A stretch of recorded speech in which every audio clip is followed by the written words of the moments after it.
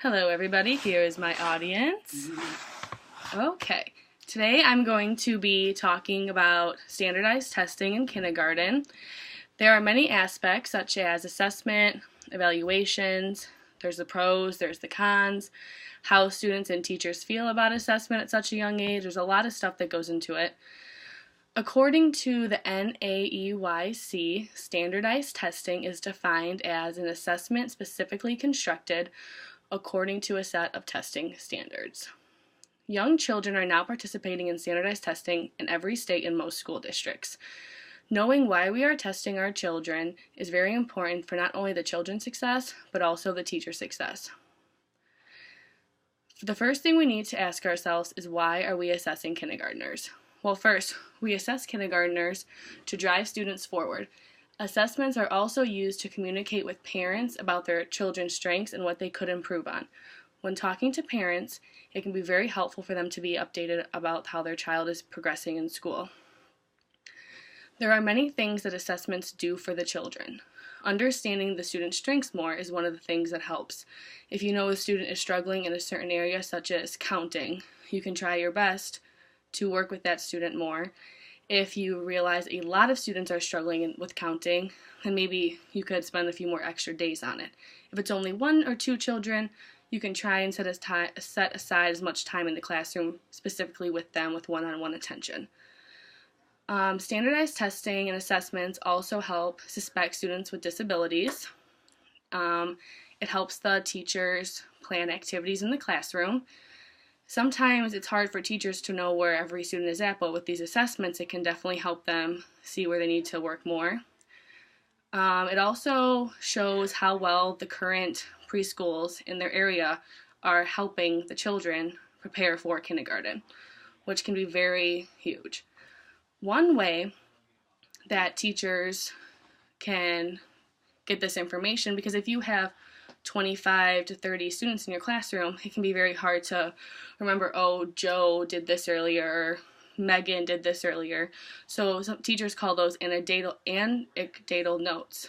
It's when if they see a student do something, they can just jot it down on a piece of paper, on a sticky note. Some teachers have a little board they write it on. It all depends on the teacher, what works best for that teacher. There are many different types of assessments, but the two most popular are formative assessment and summative assessment. Assessment is defined as how we're able to see where students are in their education. Assessments are done differently in each classroom, but the main purpose of them is to gather information and find out what students already know. An example would be assessing students on their letters. One way of doing this is a phonemic awareness assessment. This assessment is where a teacher sits down with the child one-on-one, and they have an entire list of letters, short 3-letter words, and the teacher can point to a letter, and if the student knows it, she keeps track, and she points to another one. She keeps track on her form, and same thing with words. She can see which words the students know how to spell. Formative assessment is a process that teachers use to collect and use assessments to understand the needs of each children. Teachers do activities in the classroom and see how the students react to them. If they have a worksheet of examples of what they can spell, she could ask the students to write down what words they know how to spell, and then later in the day she can review that and see where most of the class is at. This is also done with numbers, letters. Summative assessment is evaluating students' knowledge at the end of a unit. If you're working on letters is a good example for this, because if you're working on letters for a majority of the year, because I know most schools you start with A, B, C, and so on and so on, at the end you can do what most schools use a portfolio to gather the students' information and see how much they've progressed throughout the year. And if they still are a little behind, they can let the parents know, and they can work one-on-one with that student a little extra.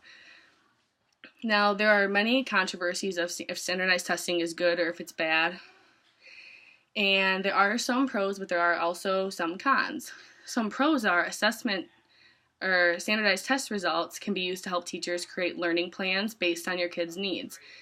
Helping students in the long run is one way that this does it. If you notice children are struggling, it can be a lot easier to help them and communicate with the parents. Data from statewide testing is also public, so parents have the knowledge of how each school district is performing in their school. High stakes exams can also cause anxiety, but yearly testing and frequent practice on tests help students improve their test taking skills over time.